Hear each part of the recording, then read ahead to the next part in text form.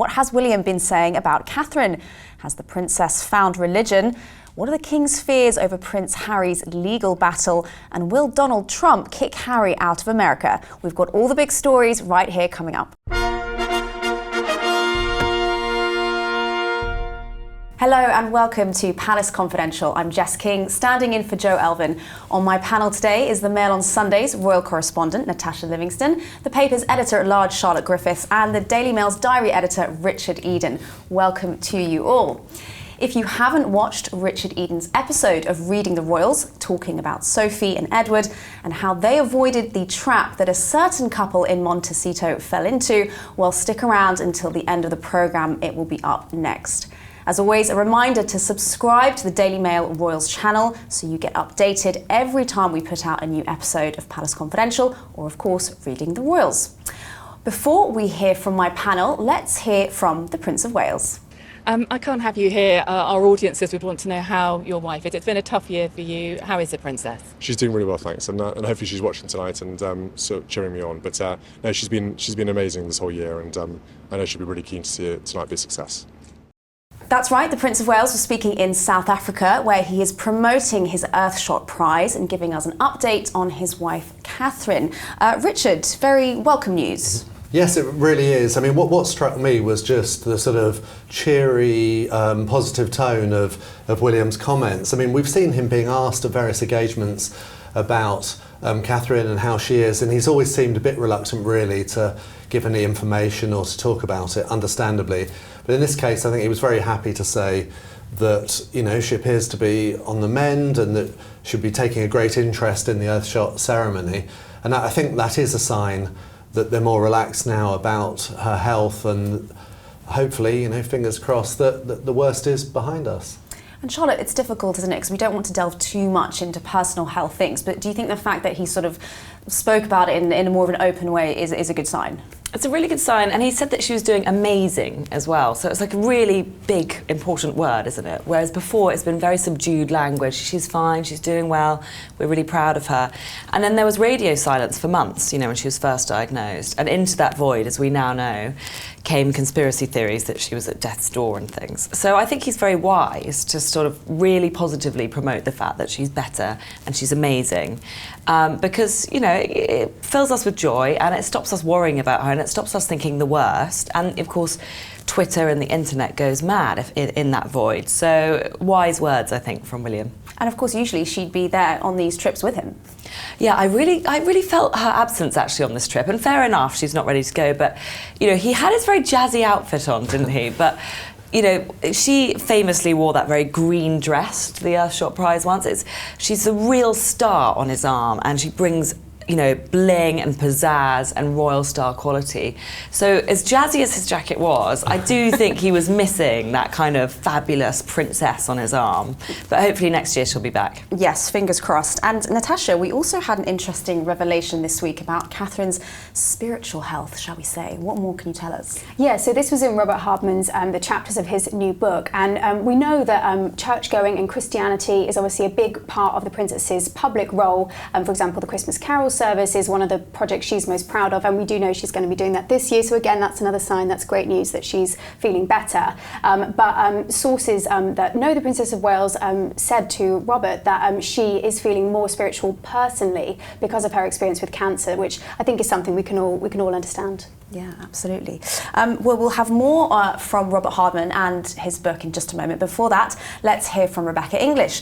She's out in South Africa and has sent us her analysis of William's trip. I'm in spectacular Cape Town with Prince William, where he's determined to put the strains of the last year behind him and focus on his fight against climate change. Now, it's the first time that William has undertaken a foreign visit away from his family this year, and I have to say, he has been on genuinely good form. He looks a lot thinner to me and more drawn than before, and I think it's very clear that the last year has taken its toll on him, but he also appears very energised and animated and relaxed, and it feels like a weight has literally been lifted off his shoulders. I've accompanied William on most of his engagements this week, including a hike along Cape Town's stunning coastline, and it's clear that he is really in his element. Day to day, he doesn't undertake as many engagements as his father, maybe 2 or 3 a day compared to the 10 or so that King Charles undertook on his recent visit to Australia and Samoa, for example. But on the other hand, he does spend more time engaging with people and the issues he's passionate about, which is something as heir to the throne he can still do. I think he's much more relaxed and confident in the spotlight than I've seen him over the years, and he's taken to the stage several times this week to give some really assured, off-the-cuff speeches. He's even been making something of a fashion statement in the absence of his wife, wearing eco-friendly clothing to each event, details of which his press team have been giving out, and that's something I thought I'd never see. After a year which will undoubtedly have taken him to some very dark places, Prince William really does seem to have reached some much more sunny uplands, and after having spoken to him and his team this week, it's incredibly heartening to see the positivity and the energy that they have. Everyone just seems a lot happier and a lot more optimistic, and as Prince William returns to the UK later this week, I think that's something Palace Confidential viewers can really take great heart from. Lucky Rebecca, she's been globe-trotting with the royals for a few weeks, but we hope to have her back on the show next week. Now, as promised, back to Robert Hardman. The Mail columnist has a new updated version of his biography of the King. It's out this week. He's been speaking to us about some of the big new revelations, and we'll be playing a few of those throughout the show. We'll start with an update to the long-running saga over Prince Andrew's home, Royal Lodge, and Robert's story that the King has financially cut his brother off. What to do with the Duke of York has really been it's an ongoing question. It's been something the King's had to deal with since he became king, because of course it was back in 2019 that Prince Andrew did his disastrous interview with Newsnight, after which he was essentially removed from public life, and so has been living this lonely world of sort of internal exile ever since. And increasingly the question is asked, why is he still in Royal Lodge, which is a substantial royal residence, a very senior royal residence, because it was the Windsor residence of King George VI and the Queen Mother, and the Queen Mother never moved out. In her widowhood, that was her sort of main home outside London. Because it's outside the Windsor cordon, it requires its own security. That's extremely expensive, and the King is no longer prepared to stump up the bill for that, and has said to Prince Andrew, look, there's another property available inside the security cordon. There's Frogmore Cottage. It's not a little place by any means. It's quite a substantial house. It used to belong to the Duke and Duchess of Sussex before they left the country.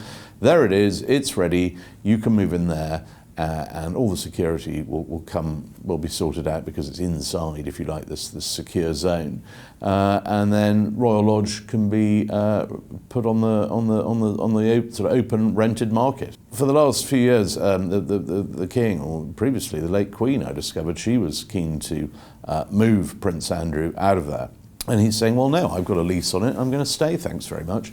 And what's happened, as I report in the book, is that the King has finally said, well, then in that case you're on your own, and has severed his living allowance. He was getting a living allowance to sort of cover staff costs and his bills and energy and all that stuff.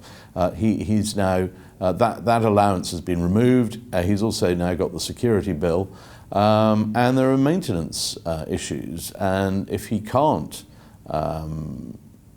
keep the place in decent condition and secure, well, then the lease may be taken away. But for now, it's over to him. All the bills are there, and he has to pay them, because he has been, as I said, cut off.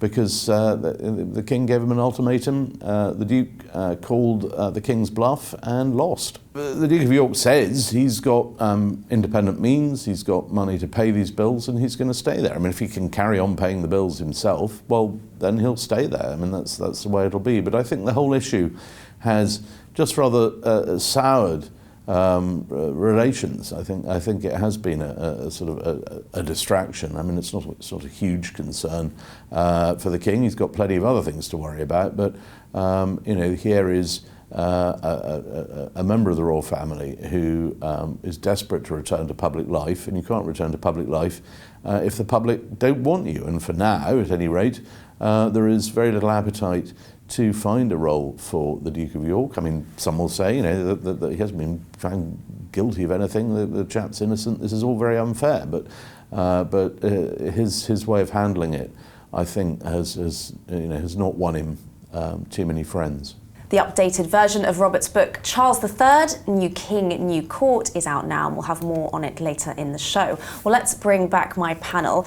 Richard, this could be a more decisive move now in the sort of so-called siege of the Royal Lodge. Well, certainly you would expect that it would be, because, if the King's cut off this £1 million a year, and that seems to be the case, remember, Prince Andrew doesn't have a job or an income that we know of. So how is he going to, replace that? He needs to. Part of the lease of Royal Lodge involves being able to pay for the upkeep. It's a huge place. It's a palace. People get confused by this lodge name, but it really is a huge palace where, in George VI's case, he lived there with the Queen. So the question is, where does the money come from for Andrew to fund it if he is determined to stay? Mm-hmm. And Charlotte, why do you think, given everything else that's going on, that this is a priority for the King? I think the King's desperate to flush him out because it's been dragging on for such a long time. First of all, he cut off the security. Then he said he had to pay for the upkeep of Royal Lodge in order to stay. And then Andrew was able to do that. Although I have to say, recent pictures of it show it looking quite shabby. So he's basically closing loopholes, I think. And I think he urgently wants to do it because if Hardman's revelation is correct, he also revealed in his book that the Queen wanted Andrew out of Royal Lodge. So perhaps he's trying to honour his mother's wishes. And I just get the impression he wants this finally done and dusted by the end of the year. So the pressure is on. I have to say, I'm very sceptical about this. I mean, sure, obviously Robert faithfully quotes someone saying this is what the Queen would have wanted, but I just don't think there's any evidence to support that whatsoever, in the sense that, the Queen loved Prince Andrew very much, and she always treated him favourably. The idea that she'd be evicting him from his family home that he's perfectly entitled to, I just find very, very hard to believe, I'm afraid. Wow, I suppose that will be a hard one to prove either way. Natasha, do you think that the King and William are pretty much aligned on this sort of so-called issue of Andrew? Yeah, definitely. I mean, it's been reported in the past that possibly the Prince of Wales was a bit more keen to kind of push Andrew to the sidelines, maybe thinking more about how it would play with the younger generation, but definitely now it seems that they're definitely aligned in that it's really not a good look to have Prince Andrew continuing to stay in this, as you say, palatial lodge. And the issue of royal property brings us to a topic that has caused a big stir, with both the King and William being implicated in a new report. Natasha, tell us more about this. It's quite a complex issue. Yeah, absolutely. So this was a year-long investigation that was done by Channel 4 Dispatches and the Sunday Times newspaper here in the UK, and they were looking at the private income of both the King and the Princess of Wales, which is through the two duchies they have, the Duchy of Lancaster and the Duchy of Cornwall. And the most shocking headline to emerge out of it was that the King has been personally profiting from a contract with the NHS, which is our national health system here in the UK. It's about a specific deal, them charging the NHS to park ambulances on duchy property, and yeah, it's just not seen to be a good look here in the UK. That maybe they could have offered them a discounted rate, so that didn't play particularly well. Another issue was that both the duchies have been investing in mining contracts with the Duchy of Cornwall, starting 2 new leases in the past year, and this obviously doesn't align very much with the environmental and sustainability credentials that both the King and the Prince of Wales have. Although we should say Buckingham Palace haven't formally responded to this, but both duchies say that they pay all the tax that's required of them and follow all the rules and regulations. Charlotte, I mean, it's not a good look for the palace. Who do you think's to blame here? Is it a bit of a PR disaster? I think there might be some sort of PR men who are feeling a bit awkward this morning, because it's kind of obvious, I suppose, in a way. There's a long list of the things that they own, but it wouldn't take more than a day or half a day to go through and just point out the places where they might be exposed, and then easily come up with a solution, such as, you know, we offered the NHS a huge discount, or even let them have it for free. It's £11 million, it's quite a lot of money, but something like that would allow them, when the Dispatches programme came out, to say, but don't worry, you know, we've offered the NHS a discount. It's just a PR win for them, really, and it's kind of an obvious one that they should have been able to find. But the royals, as we were discussing earlier, they do own a lot of land. That's what they do. Yes, well, that's the thing. They probably thought, well, our role in life is to own a lot of things because we are the king and future king of England. I mean, for centuries, that's what the king does. He lords it over the rest of us, owning most of the land. So perhaps that's why they missed out on this PR win, because it didn't even occur to them that it wasn't right to just own lots of things and charge lots of rent. But, you know, it's 2024 and they're probably being brought down to earth with a bang today. Yeah, have to be a lot more accountable. And Richard, if you were advising them, what do you say about this? I mean, the thing to remember is they're both commercial entities, Duchy of Lancaster, Duchy of Cornwall. So if you are commercial, it's very difficult to have one rule. What do you do? Charge less for, you know, good causes or a charity, or, you know, it's either you're commercial or you're not. And these are organisations that go back centuries, and it's been a way of funding the royal family, and also a way the politicians have quite liked it because it means that it doesn't come from direct taxation. It's just from these historic ways of funding them. But as you say, it's not a good look. You know, King Charles, for example, received about £27 million, I think, last year from the Duchy of Lancaster, and this is money that he doesn't have to account for. He can do what he likes with. So for taxpayers, hard-pressed taxpayers, to be handing that over for the king to do what he likes with is not a good look. My advice would be it's something that needs to be looked at, and I think there is a serious problem here. And what that problem is King Charles's vision has always been for a very slimmed-down monarchy, and that's going to be continued by Prince William, who sees the future of the monarchy as being just his immediate family. Well, you can justify the huge spending and the various ways of funding the royal family if it's big. You know, at the moment we've got all the different members that need funding and they're active. If it's just one nuclear family, no way will they be able to justify that sort of income. So if that's the vision that they have for the future, it's going to involve drastic changes. Well, Richard, let's hope they are watching Palace Confidential and they take on board your advice. There will lots more to come, including more from Robert Hardman and Prince Harry's legal battles. But first, let's have a look at some of your comments from last week's show. Anne Carmody believes that we shouldn't read too much into William mentioning his brother Harry in a speech. She says, I believe Prince William's integrity and professionalism was the reason why he mentioned Harry. To airbrush Harry out would have been nasty and vindictive. Cara Sage, I hope I'm pronouncing that correctly, was one of those lucky enough to meet the King and Queen in Australia. I was very fortunate. I got to shake the hand of Queen Camilla and King Charles at the Sydney Opera House. They both suggested they would have liked to have stayed longer, but Charles said he had to listen to doctor's orders. I was just in the right place at the right time. And a couple of comments from the new episode of Reading the Royals as well, where Richard looked at the story of Edward and Sophie from their early mistakes to them becoming royal stalwarts. Mary said, that was a great little piece of journalism. Really enjoyed learning more about the Duke and Duchess. Wesley, meanwhile, said, I like how Mr. Eden notes how Sophie's outfits never outshone her mother-in-law, the Queen. She always seemed to be remarkably willing to fulfill the duties expected of her, never complaining but embracing her role as a very background figure. I'm thrilled to see how she and Prince Edward have now stepped up as the Duke and Duchess of Edinburgh. I thought that the loss of the Sussexes meant the end for the monarchy, but with Edward and Sophie stepping up to fill the gap, I think it's hard to imagine the monarchy going anywhere. I think we'll be inclined to agree with that. And a reminder that you can watch the new episode of Reading the Royals straight after this.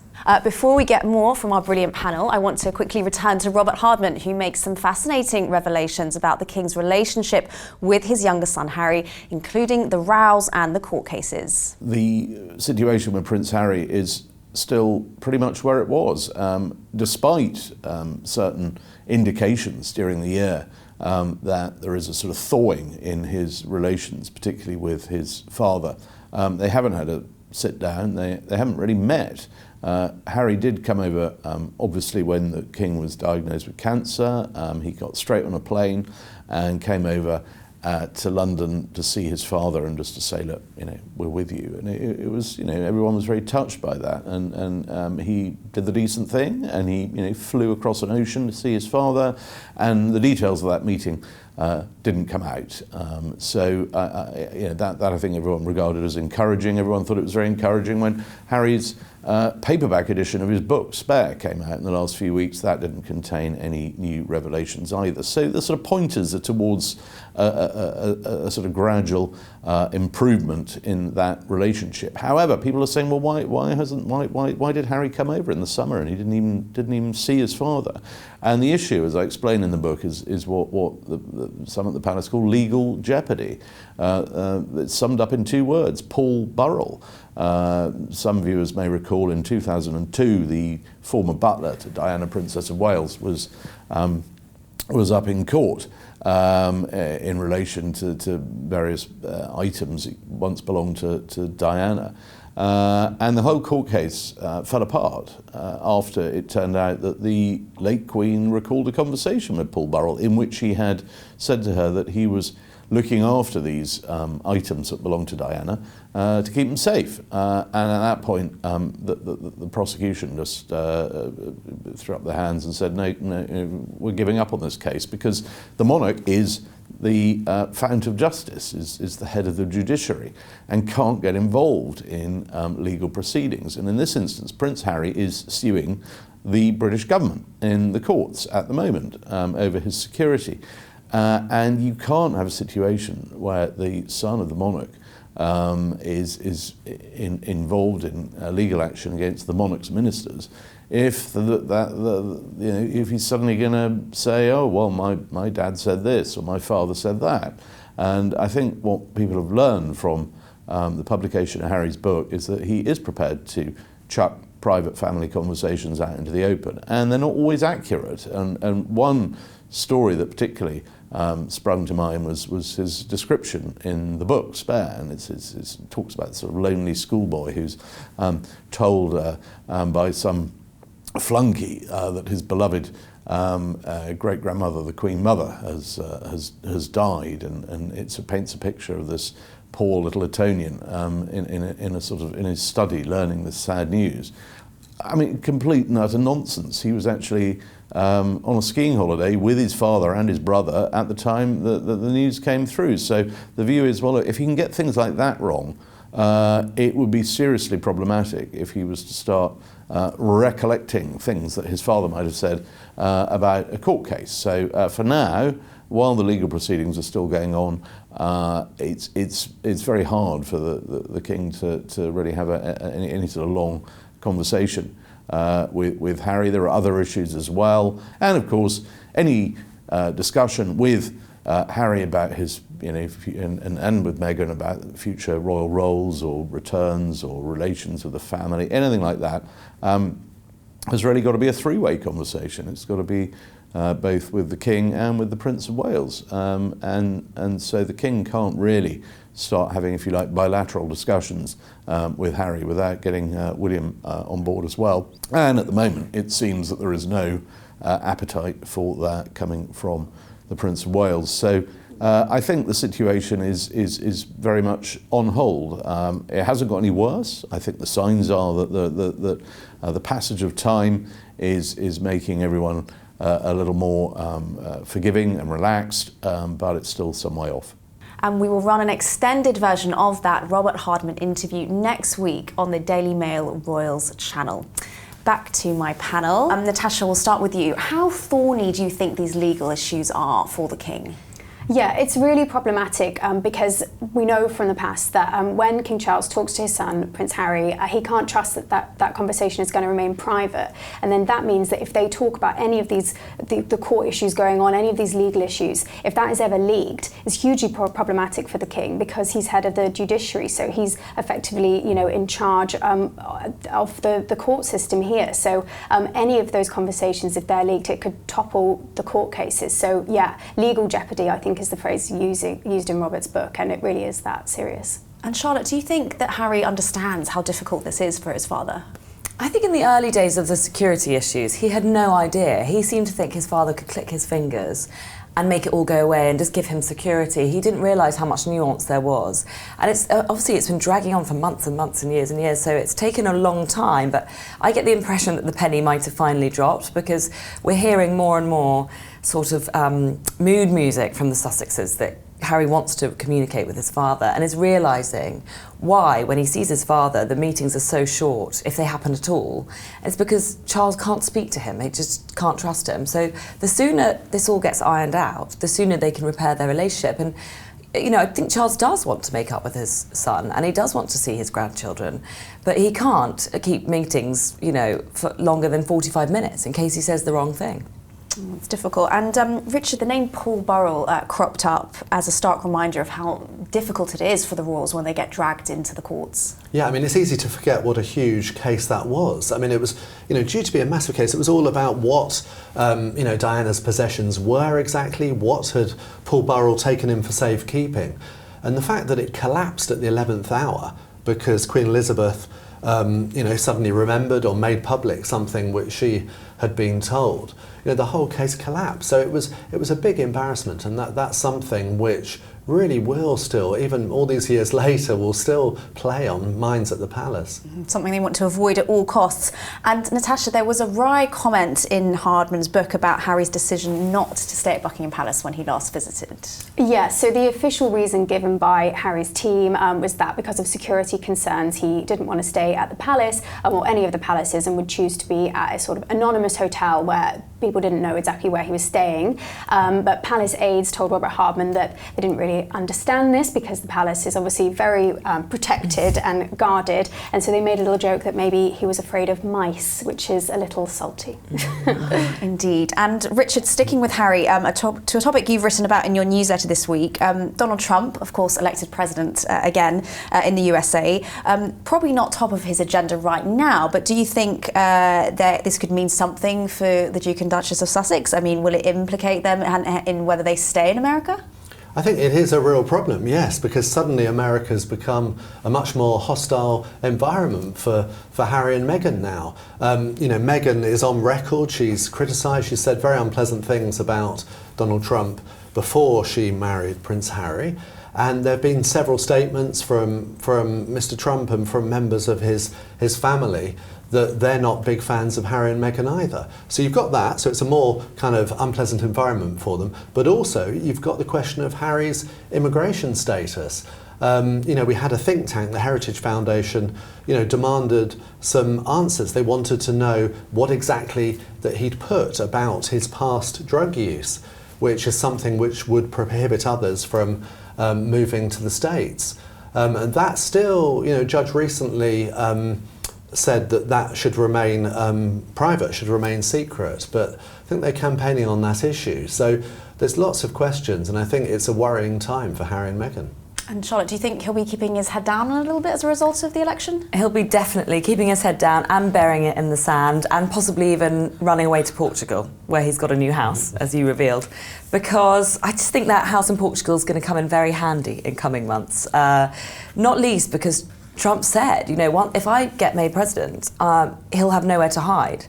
And Trump has implied that Biden sort of has hidden his immigration status from the rest of us and that he doesn't plan to do the same. So if the Heritage Foundation starts campaigning again, I imagine Trump will actually help them, whereas perhaps Biden was, trying to protect the Sussexes.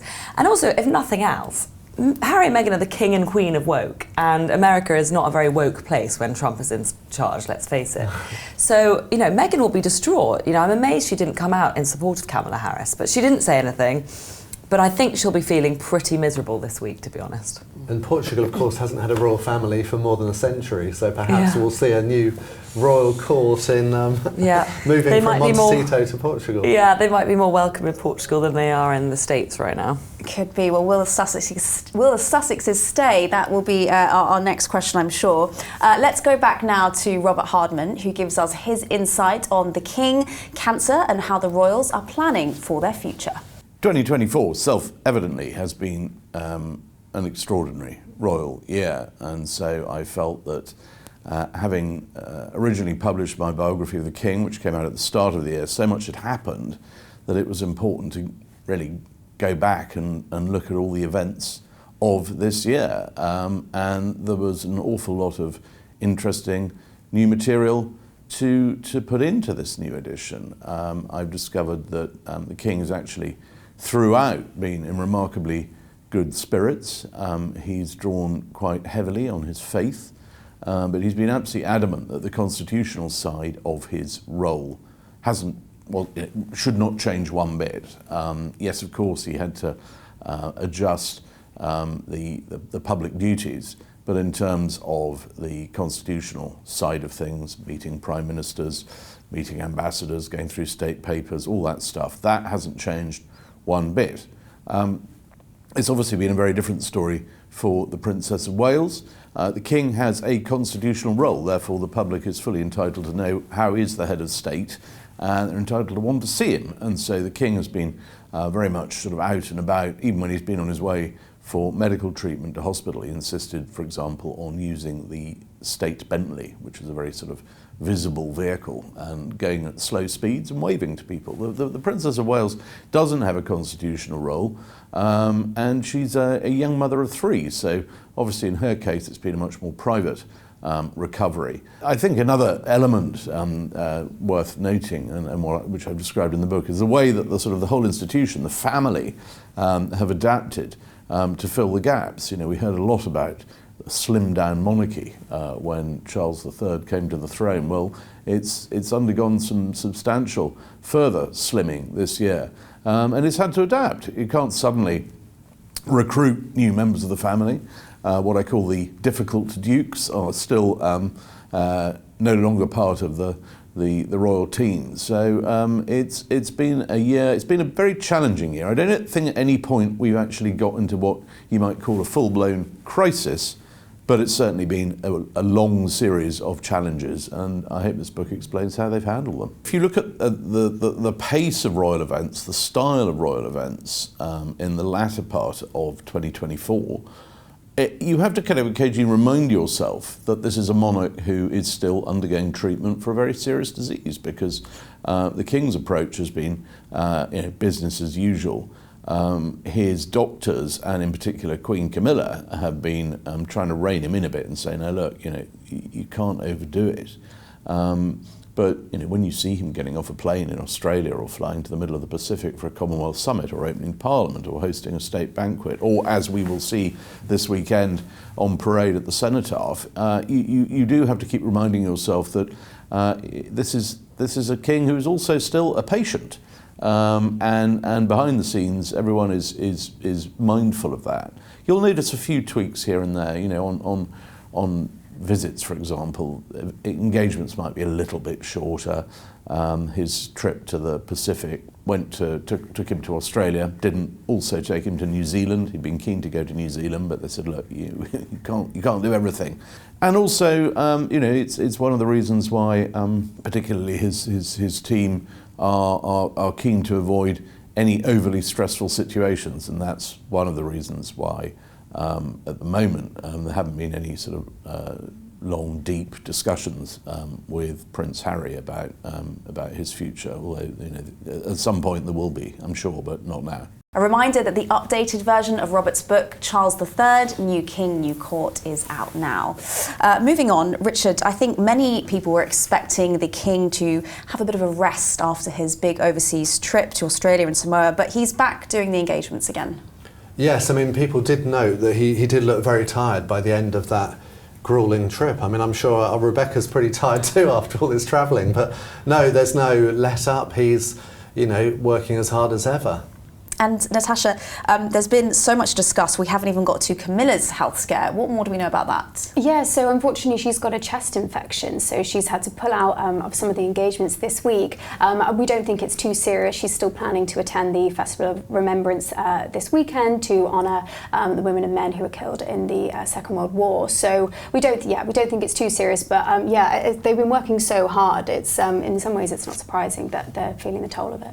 And Richard, just another reminder of how thinly the royals are stretched at the moment. It really is, because Queen Camilla has been the one who's stepped into the breach when King Charles has been unavailable because of his cancer treatment, and with Catherine as well being off. Camilla has been much more prominent than before and has been very active. So no, the last thing we want is her being off sick. So get well soon, Queen Camilla. Absolutely. And Natasha, you are running off to the palace straight after this. Can you tell us what you're going to be doing? Yeah, it's always exciting to be at the palace, and it's a reception where King Charles is going to be there. Unfortunately not Queen Camilla. This is one of the engagements she's had to drop out of. But the Duchess of Gloucester is going to be there, and Princess Anne, of course, who's always soldiering on. And it's to honour the Olympians, the British Olympians and Paralympians who competed in Paris this summer. So yeah, it should be pretty exciting.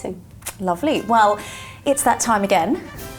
Yes, it's the section of the show where we celebrate the unsung heroes of the royal family. Richard, who is your nomination today? Well, for me, it should be the Duchess of Gloucester, Birgitta, that Natasha just mentioned, because she's 78 herself, but she's been a big support during this health crisis, really. She's attended quite a few events with Camilla to show support, events that the King would have attended. But today she's going to be carrying out 2 engagements on behalf of the Queen. One at the Field of Remembrance at Westminster Abbey, which is something that means a lot to the Queen. And then she'll also be at this event at the palace for the Olympians and Paralympians. So it's... Yeah, she definitely deserves all the praise we can give her, and she's working as hard as ever at the age of 78. A very worthy candidate. And Natasha, I know that you have someone in mind who has a bit of a milestone birthday. Tell us. Yeah, so I would also like to nominate Lady Louise, who turns 21 tomorrow. So yeah, she's still studying at St Andrews, working away very diligently. But yeah, and many people say she's very like the Queen. So yeah, happy birthday to Lady Louise. Happy birthday to Lady Louise from all of us here on Palace Confidential.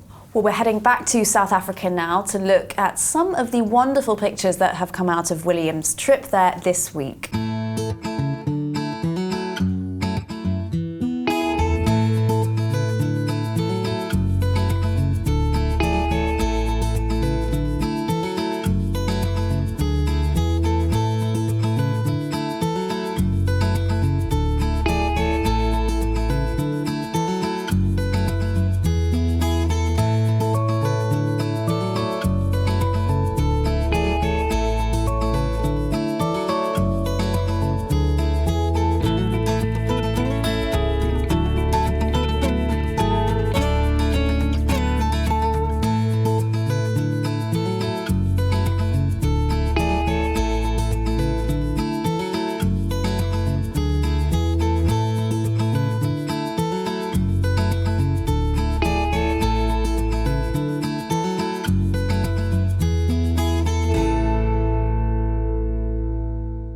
What a fantastic and important trip that's been for him. Here's to a lot more royal travels next year. Up next on this channel, meanwhile, is the latest episode of Reading the Royals with our very own Richard Eden.